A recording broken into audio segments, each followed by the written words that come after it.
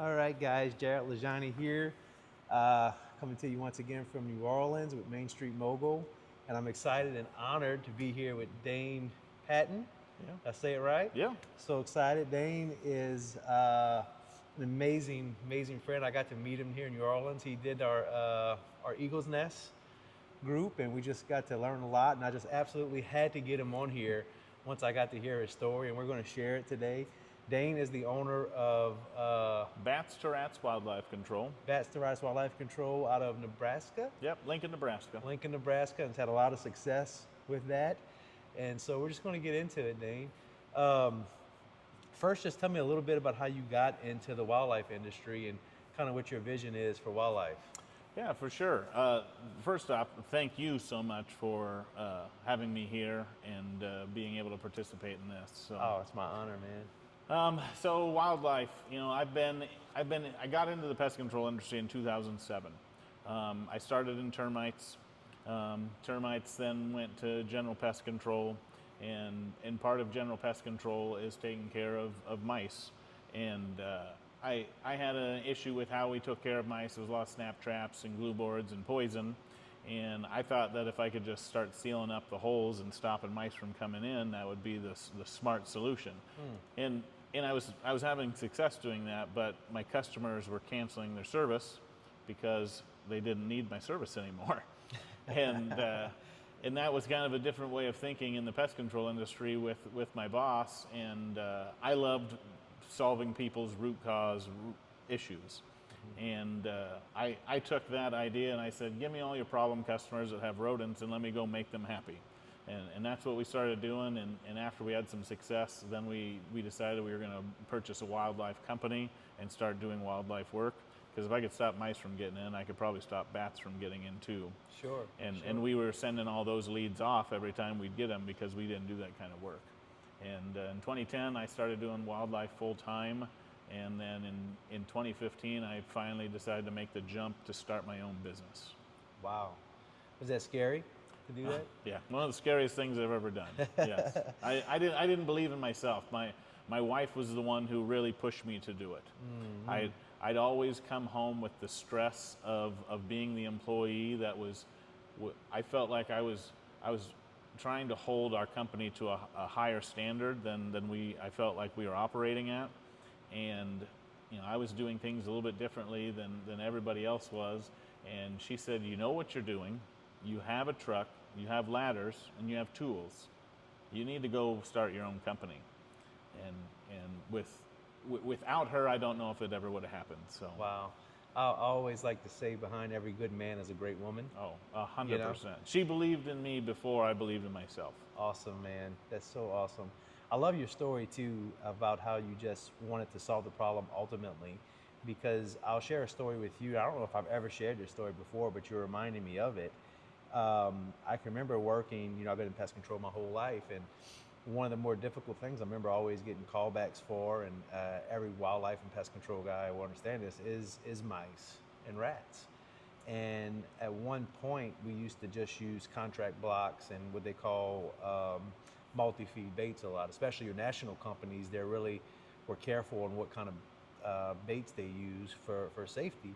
Well, a lot of the multi-feed baits, if you had a really bad mouse or rodent problem, you were just putting a Band-Aid on it. You were not really fixing it.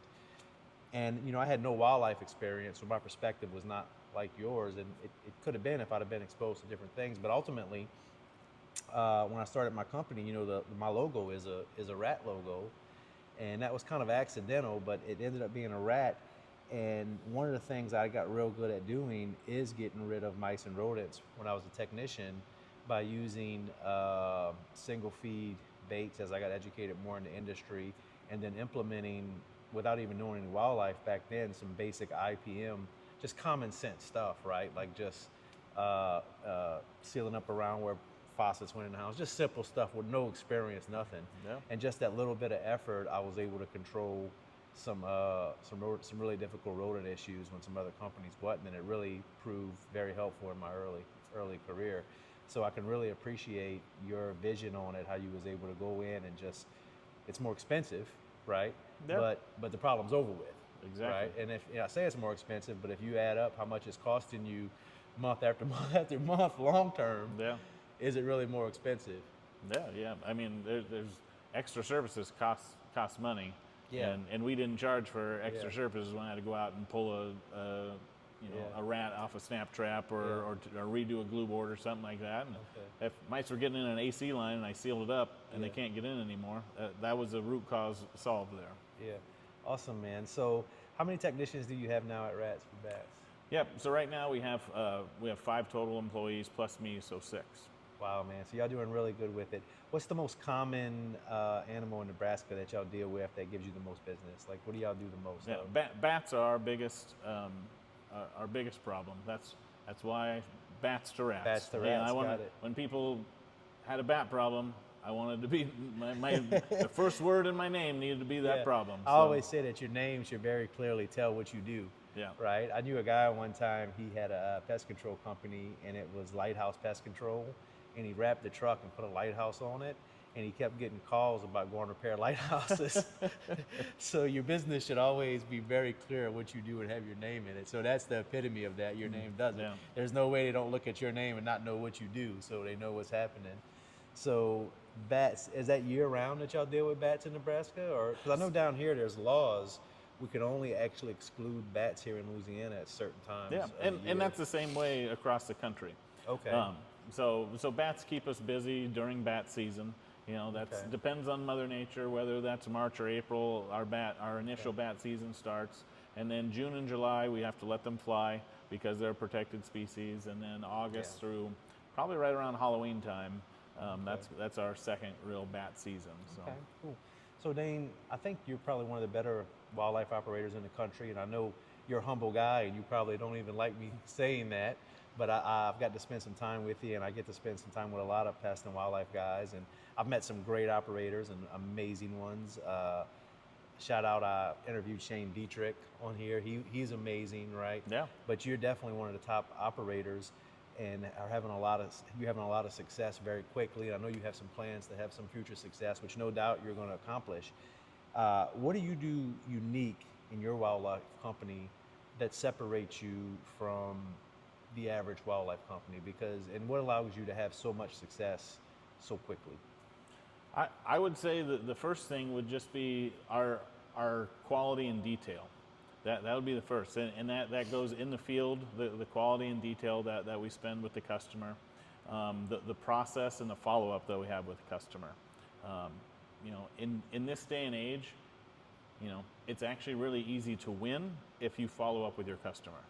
And So just doing the simple things that you're supposed to do, the common sense things to make all the difference. Like following up makes all the difference. Most exactly. like Answering you your win phone. half the battles just because you follow up and other companies don't. Yeah, answering your phone, Yeah. calling people back when they call and you don't answer, sending them text messages to let them know what the expectations are, when you're on your way, you know, following up after you send proposals. Stuff like that is lost today in this day and age, and a lot of the home service companies. You know, I'm considered a pest control company, but wildlife is more along the home services line than I would think that we more are on pests, because it's not of as much reoccurring as like a home service. So, you know, when was the last time that you needed something done at your house for a home service and it was hard to get somebody out there? It's very common these days. I almost hate the call. I mean, not to bash on the other industries. Well, in my own industry, it exists just like you're saying. I hate to call a plumber or an HVAC guy. I get a guy in India, or I get a computer on the phone, and then they tell me they're going to come out. They don't show up, and they almost act like they're doing me a favor by coming to help me, right? Yeah, That's kind of the feeling I get a lot of times when I call out of service companies, like they're doing me a favor or something. And I think that's what sets me apart. Like we're all in the people business, and I want to make People sure are our business. and I want to make sure that people have a great experience from start to finish. Wow. And part of that is communication. So we're in the customer service business. Let's remember that is literally the business we're in. Yeah. We're not in the business of necessarily pest control or wildlife. What people really buy is the solution, and what can separate us from other companies is the way that we service our customers, and we forget that. Sometimes we think just because we're the best at what we do that we cannot do the small things like show up, answer the phone, and we have to remember that at the end of the day our real job is servicing customers. Yeah, and I'm glad you said, how we show up, Yeah. because that's, that's a huge thing in my world in the last few years is how do I show up? How do I show up for my customers? How do I show up for my family? How do I show up for my team? How do I I love show up that. for the industry? I love that. All of that stuff is so important in how we show up in this world, what kind of energy we bring to this Oh, man. world. Like what love you put that. out there, you get back in return. So if I'm showing up and trying to bring value and bring service and excellence to other people, I'm going to get that back. Yeah, I love that, man. We get back what we put out. Yeah. Yeah. So you said you do high quality. I get it. I think most wildlife companies, though, if you'd ask them, they're going to say they do quality work. I've got to talk to a lot of wildlife guys. We're going to NACOA here soon. We're going to meet a lot of wildlife guys. And I guarantee you, if I ask every one of them if they do quality work, that every one of them is going to say, yes, absolutely, we do quality work. So everybody feels that they do. But I've also talked to a lot of people in wildlife that feel like a lot of times that the industry itself is not one of the more professional industries, and that the quality of work from a lot of companies is truly lacking. And this is my opinion. I do have a wildlife company, but I'm a pest control guy, to be fair. But in my opinion, it does look like, there are just a unique few that do excel and actually do a higher quality job than the majority of the industry. I'm not trying to bang on anybody, but would you say that's because I know one of your goals is to raise the standard of the industry. You want to impact the industry as a whole and just help it be more professional. So is what I'm saying, would you feel that that's true? I mean, everybody thinks they have a quality product, but is it just a lack of training, a lack of knowledge for a lot of companies, or just a lack of want to? What's kind of happening in the industry where we're kind of having that dynamic happen? Yeah, I'll just even tell you a little quick story here, and I'm not going to say any names or businesses or anything like that. Yeah, but, no, don't do that. yeah, but a couple years ago, I went to a conference, and it was a pest control conference, and there was somebody up there talking about wildlife work, and they were in front of an audience showing pictures of the kind of work that they do. And they were trying to train people and teach people that this was how it was doing. And it was spray foam. Ah, Spray foam. cussing work. at me like that, man. Who does spray foam? Exactly. But this was a person that was of an authority in front of Yeah. of a room of his Yeah. peers, and they were doing it. And he thought it was good work, and he thought it looked good. Oh, and, man. And when I was sitting there watching that and listening, I'm like, man, I did spray foam maybe one of the first jobs I ever did. When you didn't know any better, Yeah, right? when I didn't know what I didn't know. But it's, there's so many different places where you can get good training nowadays, especially with NACOA. I mean, NACOA, they offer so much great training online. They offer so much in-person training. And then, we have Facebook groups where people Yeah. can post Yeah. their stuff, and lots of times people get flamed if they post something that doesn't look right and stuff like that. But just that moment right there showed me that there was a need for the standard to be raised. Love and, it. And how are we going to raise standards? Well, we need people that do good work to speak up and stand up and show up. Oh, man, I love that. Yeah, I agree. Man, that's good, man. Well, no doubt you're going to continue to improve the industry. And I think you are speaking at NACOA this week, I right? am, yeah. Congratulations, man. Yeah. So you're doing your part and Yep. helping the industry. So if you're going to NACOA, look for Dane Yeah, at NACOA. I'll be speaking in session 3. So I'm All talking right. about the mindset and habits of wildlife entrepreneurs. I love that, man. I'm glad you said mindsets because I want to get into that a little bit.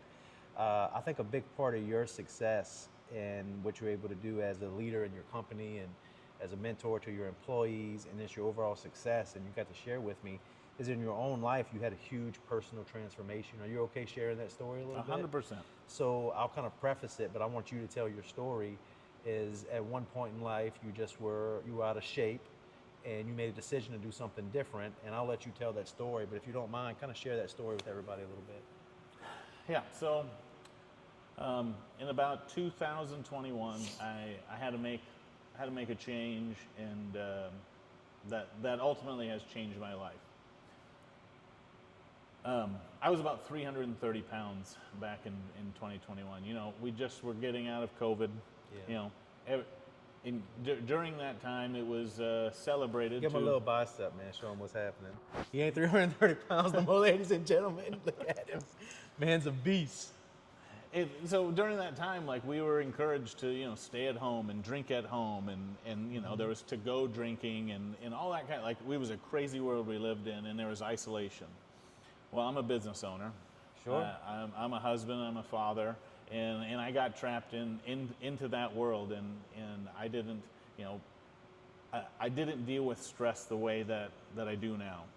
I tried to, I overate, and I ate the worst diet that there was out there. I overdrank. Most days I drink 6 to 12 beers almost every single day.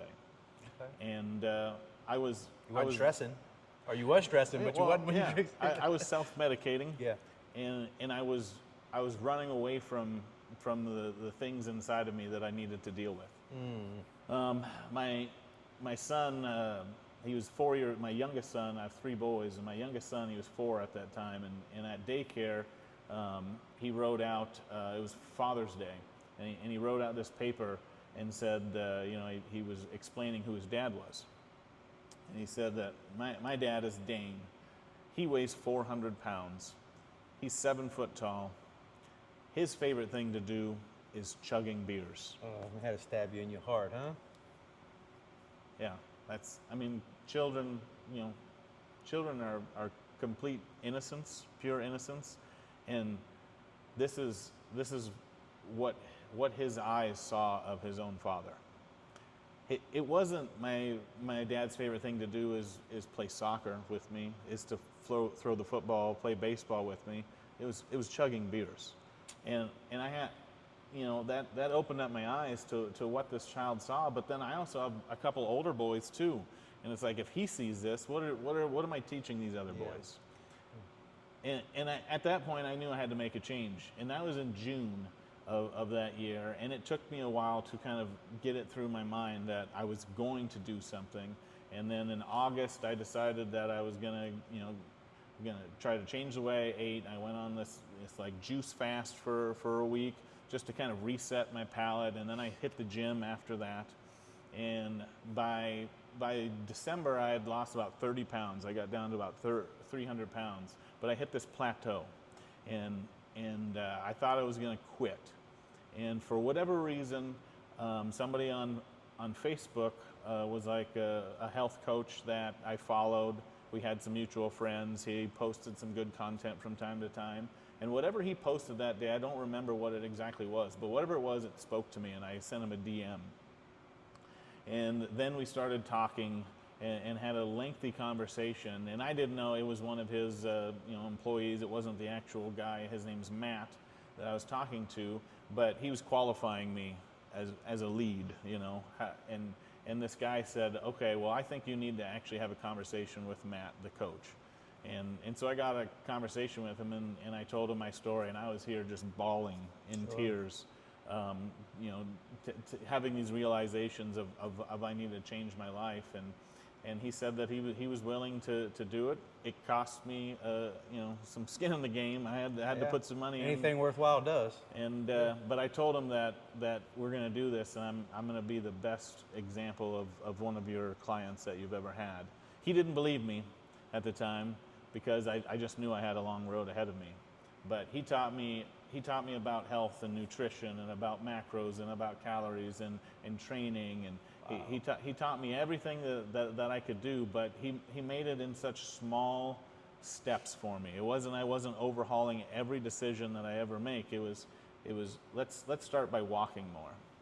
Let's get to a point where I could walk 8,000 steps a day. Kind of reminds me of you ever read Atomic Habits? 100%. Yeah, James Clear. I love him. Yeah. Yeah. And that's what we had to do. We had to create new habits. But we had to take a habit that I was replacing, taking out, getting rid of a bad habit and replacing with a good habit. Sure. Because if I just, did it all at once, I would end up going back to it. We've all, pretty much everybody has lost weight before, but there's a very few amount of people that have kept it off and have changed their lifestyle. That's right. And that's what I was focused on doing, because it wasn't necessarily about the number on the scale. It was about me being there for my boys. Man, your why was huge.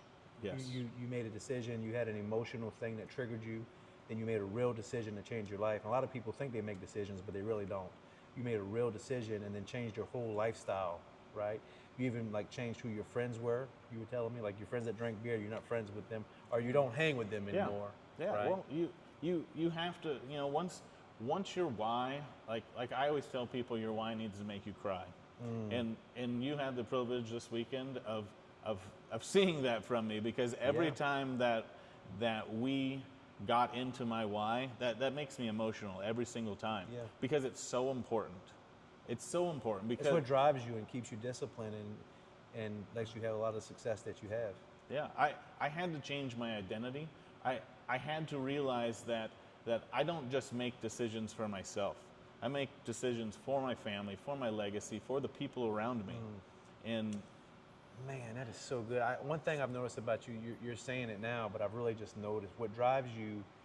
You really are selfless in the fact that everything you do and every decision you make is about helping other people, and just really making sure other people are lifted up and doing well. Like that's really the core of who you are. well, in back then, I mean, I felt like I was always taking care of other people, but there was one person that I wasn't taking care of, and it was me. Yeah. And how can you take care of anybody else if you don't take care of yourself first? Yeah, I had to learn to love myself. I had to learn that I had to do some work on myself, and I have to make time for myself every single day. And I have to show up for me every single day so I can show up for the people that matter the most. Wow, that's so good, Dane. Man, and you've done it. And now you were at 330 pounds. Yeah. And what do you mind sharing what your weight Yeah, is now? so I lost 116 pounds. So I got down to 214. Wow. And that was, what was that? That was probably the end of 2023 or so. Wow. I got down to that. And now I've just been kind of slowly trying to build up a little bit. So right now I probably sit at about between 235 to 240. Wow. So I've been able to put on a lot of muscle mass in the last couple years. Congratulations, man. That is Yeah. so awesome. And then you also, were you on the cover, or were you in Health magazine? Yeah, Were you cover of it? No, I was not on the cover. That's for famous people, and I'm not there yet. Okay. But I did have an article in Men's Health magazine, Magazine. that Wow. was in January, just this past month. So Man, that was, had to be surreal for you, huh? it was, that stuff like that I never thought would have happened. Like, it. I'm just a normal, regular guy. Aren't we all? Yeah, we all are. It's just the And- decisions that we make.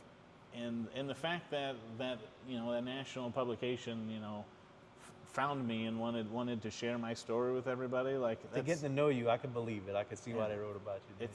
it's impact. It is. It's impact. And- Man. So let me ask you this: how much of an impact did changing your health impact the success of your business? Once you got your physical health in straight, did also your mental clarity and your focus become more powerful? And then that really kind of supercharged your, did you see a real impact on your business as far as like the growth and the profit and the quality? Like, tell me about that transition. I mean, you had a business before and it was doing okay. Yeah. But did changing you and your personal and your physical health, and I'm sure you even your mental changed, how did that impact your business when you made those changes? Yeah. So what I tell people a lot of times is, I was on a weight loss journey that turned into the most incredible personal development journey I never knew I needed. And with the physical transformation that you can see, and I'm sure we could probably share pictures of my before and afters, it's incredible of what I was able to accomplish physically, that in visually, that you've been able to see. But the change that happened inside of me mentally is far greater than the visual change you would see in my body. I healed my brain. I started to see things differently. When you're putting good food in yourself, you start to change yourself. Well, you start putting good information, you start healing the inside of your body. You start reading your different brain. kind of books. Yeah, and- I was attracted to growth in progress, and that's listening to podcasts. That's, we're on a podcast here, and Yeah. that's exactly what we're trying to do. Is Yeah, we're trying to help. spread this message. That's right.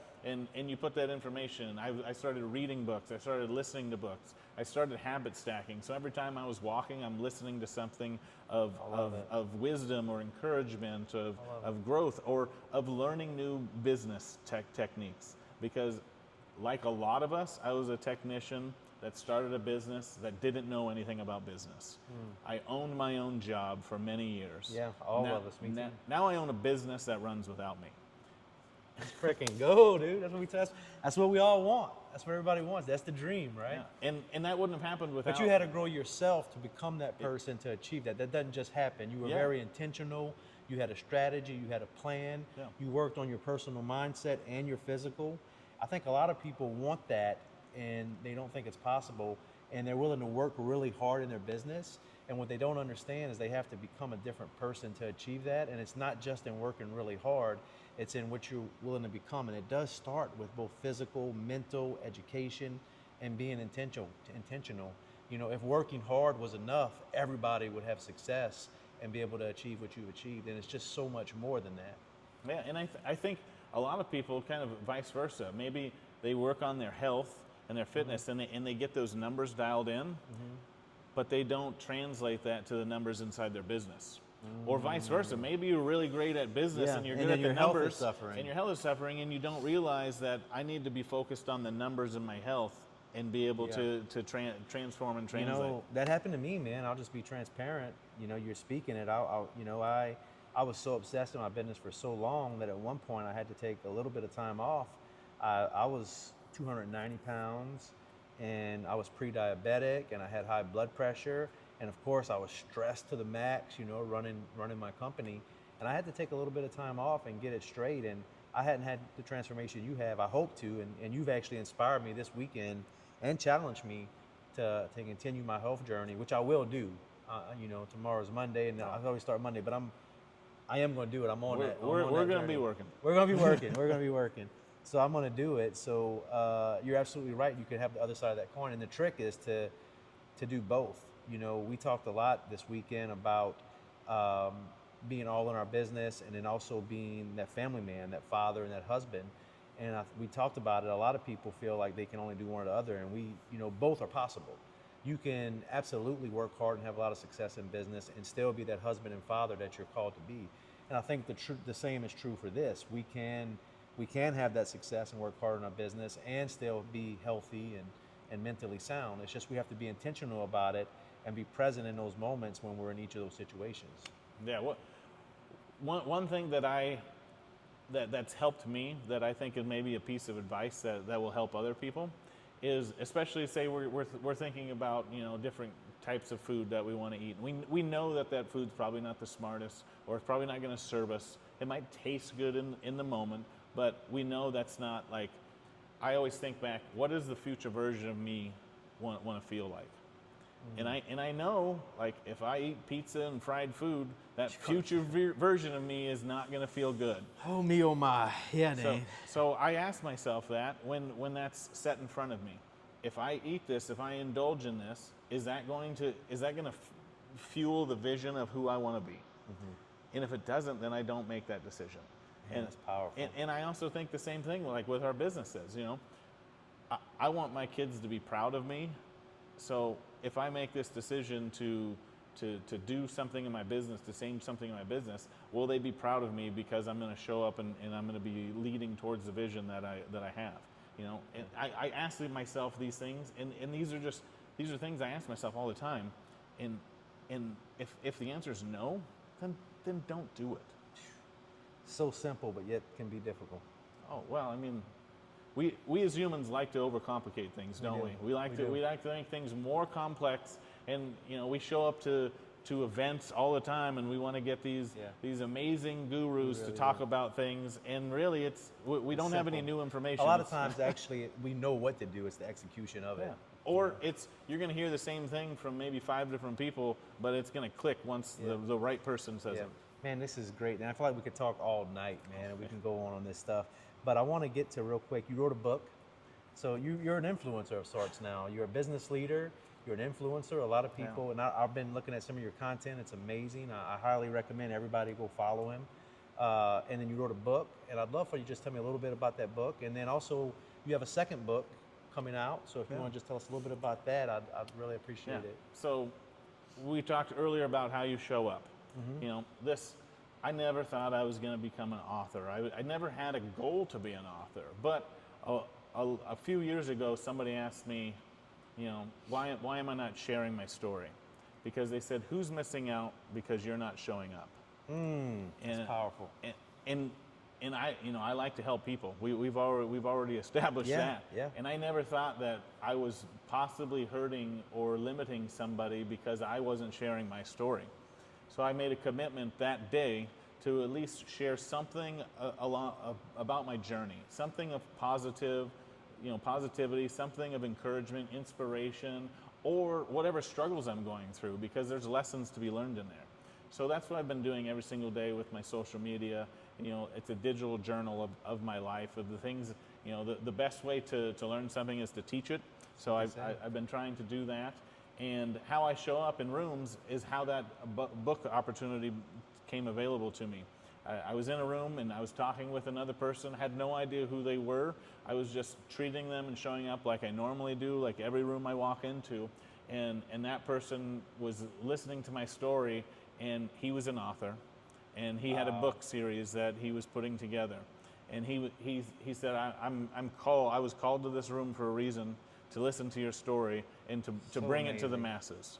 So he invited me to this co-author project. It's called Stand on the Shoulders of Giants, and the series 1 is about multi-million-dollar producers. And he heard my story, and he said, I have to be in this book. So that, his name's Johnny Wimbrey, and I'm super grateful for him for that opportunity. And now there's a book with my face on the cover. I've seen it. It's great. And the name of the book again is Stand on the Shoulders of Giants. Right, and I ordered me one. It's coming in. You can get it on Amazon. Yeah, it is on Amazon. You search my name, Dane Patton. It's Dainepatton on Amazon. It'll show up, and he has a whole series of books. There is one that just came out recently called the Top Industry Producers, and we're in the process of the 3rd book, and that is on mindset mastery. Wow. I look forward to reading it, man. I'm sure everybody else would look forward to. I think it'll bless anybody that reads it. I know I'm looking forward to it. So, Dane, we did Eagle's Nest this weekend. I thoroughly enjoyed it. I may be a little biased because it's Maria and my wife that do it, but I always find it impactful. Would you mind sharing kind of your experience, just touching on it a little bit, and would you recommend it to anyone, and just kind of your experience of what it was like for you this weekend? It was intense. It was emotional. It was uplifting. It was powerful. It exceeded any expectation that I had of what I thought was coming into this. I've been a part of other masterminds before, and this one is different. This is, you're surrounded by the top minds in the industry. Sure. The even better people, and the connection, the accountability, the collaboration was just incredible. Like the first day, probably about 3 to 4 hours, I almost had goosebumps the entire day. Oh, wow. When we sit and we go over what our distinctions of leadership are and our core values, and getting to listen to each other talk about who they are and their businesses and that, I knew I was in the right place. Wow. The stuff that burns inside of me, I could see and hear from the different people that are in this group. And I knew I was in the right place to be able to pour into other people. And you did, my friend. And I need to let people know, we talked about me being a husband and a father, and I love my family so very much. And when we come to things like this, unfortunately, I have to sacrifice time from my family. That's right. But when I have these conversations with my family of why I'm doing it, it's for 2 reasons. One is for me to absorb knowledge from other people that are ahead of me, so I can get to that vision faster. I can collapse the time horizon, and we can live the greatest life that we can and be the best versions of ourselves through the help of other people. And the second thing is, I can come and give impact to somebody else. I can pour into somebody else, and I can help them on their journey to become the greatest version of themselves, because I know how important it is and what it's done for me and my family. And those are the only 2 reasons that I leave my family for anything. So if I show up and my family's not around, no, I'm here to impact you or to learn from you. I love that, Dane. That's so great, man. Dane, thank you so much, man. One more thing before we wrap up. I always like to ask this question. you know, because our goal here is to one, inspire people on their own business journey, and then just help people that are on the journey to be inspired. So there's this young entrepreneur, he's thinking about going in business, he hasn't started yet. What advice would you give him? And then another scenario is, you know, we have that other guy that's not quite broke through. Maybe he's doing 100,000 revenue. This guy, we're going to call him starting his own wildlife company, right? So that first guy, he hadn't even started yet. What advice would you give him? Then the other guy that's already started, but he's kind of struggling to get going. What would you tell that guy? Trust in yourself, believe in yourself, show up for yourself. Do the work because nobody's going to do it for you. Ain't nobody come and save you. Yep, nobody was coming to save the version of me, and except for me. So show up and do, and then share. Be vulnerable. And if you can do that, you can prove to yourself that you can do hard things. Anything's possible. I love it. Dane Patton, y'all. I'm Jarrett. We did Eagles Nest this weekend. I got to meet him. It was amazing. We're both going to be at NACOA next week, so holler at either one of us. Yeah. Dane, thank you so much, man. I look so forward to getting to know you better. You've inspired me this weekend. You've inspired me. Oh, thank you, man. You're too kind. And just, I hope you guys got some value from this. Of course, Jarrett, Main Street Mogul, we appreciate and love you guys. Y'all be blessed, and we hope to see you guys soon. Thank you.